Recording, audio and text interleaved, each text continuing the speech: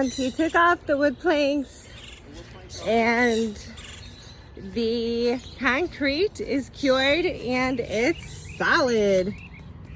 That's pretty cool. I honestly never knew concrete did not stick to wood. Or did you put something on the wood? No, I didn't put nothing on the side of wood, but I am going to do it on the other ones. Like what?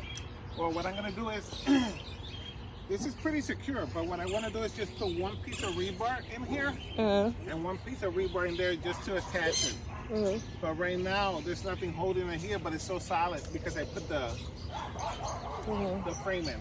No, I mean, I didn't know concrete didn't stick to wood. No, it don't stick to wood. Like you didn't have to put Teflon spray or something. Oh, no.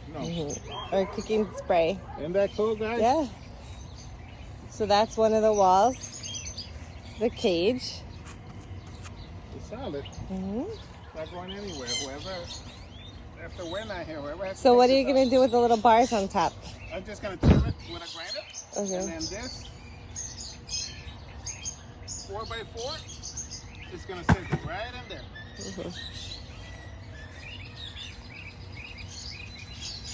I'll just clean it out with a broom. So look at it's in there. And like I was telling the viewers in my life, if you look at here, babe, on this side, a little bit of concrete didn't go in here, which is fine because this is going to get filled with soil and you're going to plant this. So this will never be seen. It's just prevent animals from getting in. So if a snake comes by, it's probably going to hit it and be like, oh, okay, I can't go in there, and it's just going to walk away.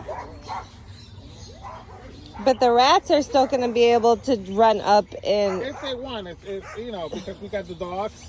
Yeah. The dogs are chasing by the time they even think about.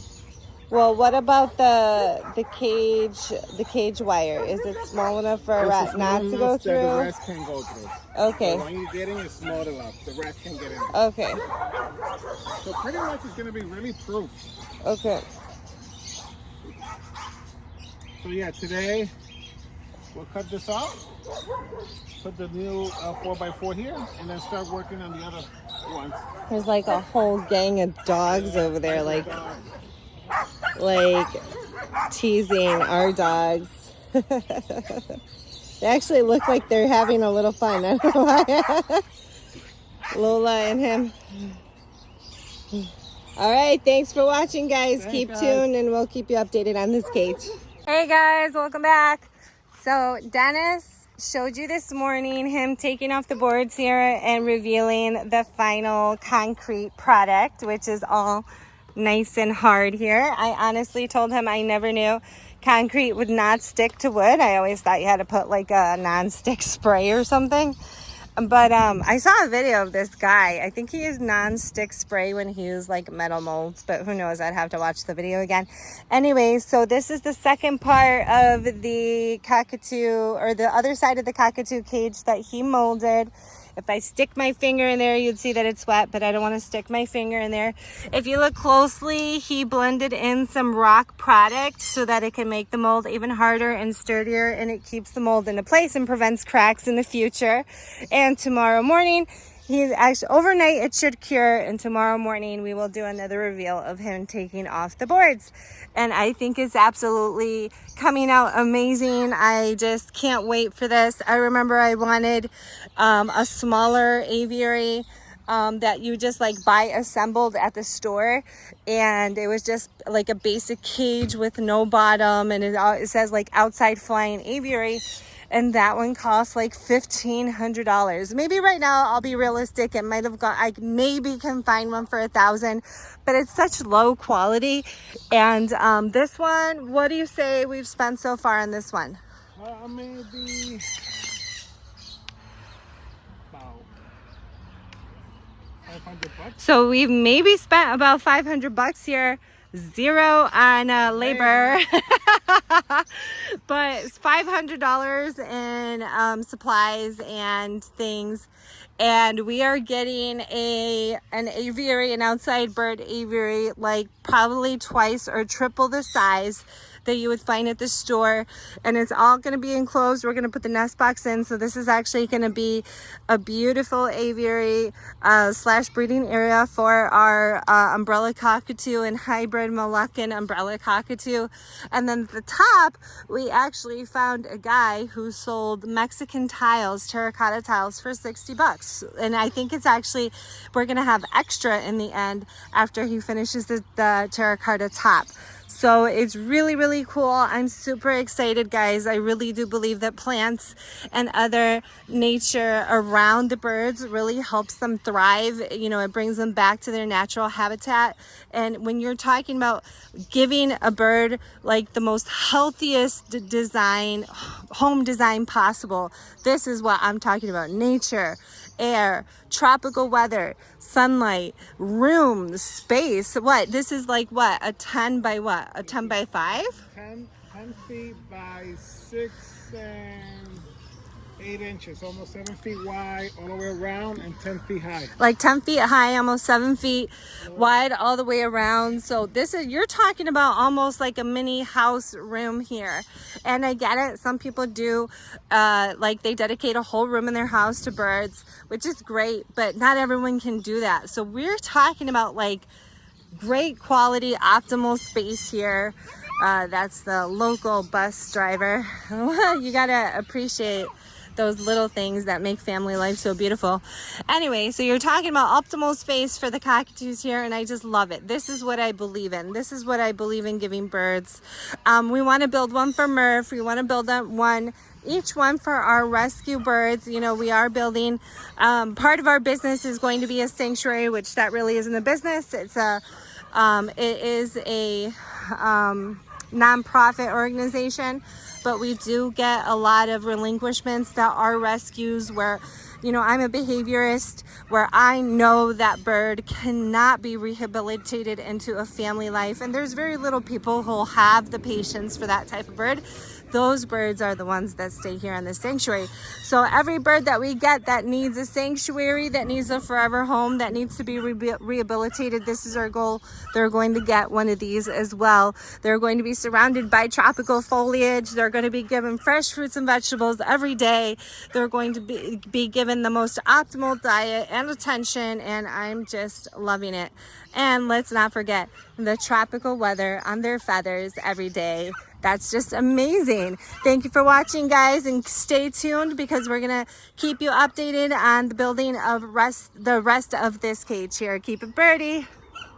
I'm gonna show you some of the plants that I had Dennis plant. He actually gave these to me as a gift. These are papaya trees, or papaya plants, and pretty soon hopefully they'll be sprouting. The papayas. There's Zeus. There's Shelby. Hi, Shelby. Hey, exciting stuff happening or what? She looks like exciting stuff is happening today. All right, here's our cactus, and Dennis oh so smartly planted it right next to Shelby so he can feed her in the future. They can eat cactus. That's like a really good food for them. Shelb, you got your future food here? Yeah. They actually bloom like yellow flowers or something. All right. See what we got over here. I'm gonna show you, you know, we don't really show you, or we haven't shown you the birds recently, but I'm gonna show you some of the birds that we have in their new barn area. We call it barn, but it's like a shelter, right? I remember someone on my Facebook said barn. Sorry, used the wrong wordage there. So here's a little garden area right next to the barn. And I asked for flowers, a lot of blooming plants and flowers by the barn. And so Dennis planted this bougainvillea here, bougainvillea plant, and it actually is a vine, and it's gonna vine up all the way through the barn, and like, it's like an ivy. It's gonna twirl itself hopefully all over, really beautiful. Now I wanted this because, say hi guys. There's the grays. Hello. There's our blue crowns. Hello. They're getting ready for the sun to go down. And there's, oh, hi, the friendliest person you'll ever meet.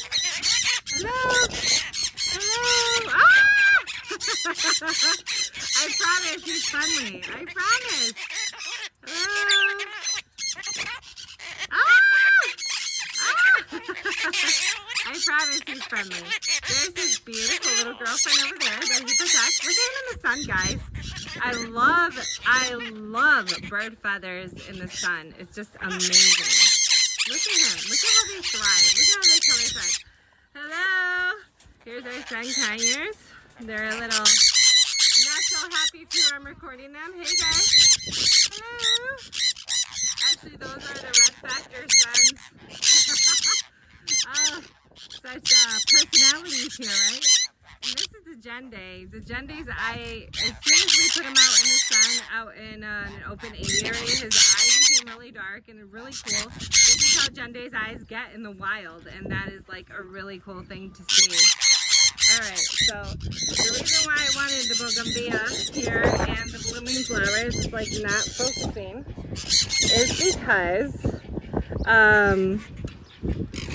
birds thrive in springtime and in plants. And my theory is that it's not only fruits and vegetables, it is smells, it's sights, it's colors, it's everything spring and everything breeding and everything blooming that helps the birds procreate. So anyway, Dennis did that for me. We'll talk about that another day. But here's Shelb again. And here is my giganto garden bed. it's like what, 8 feet wide or something. 8 feet wide, 5 feet like long, or 8 feet long, 5 feet wide. I put my hanging plant here today. Here's some plants that we're gonna put for the cockatoos, the cockatoo shelter, or I guess cage. There's my banana plants. Oh, I love banana plants.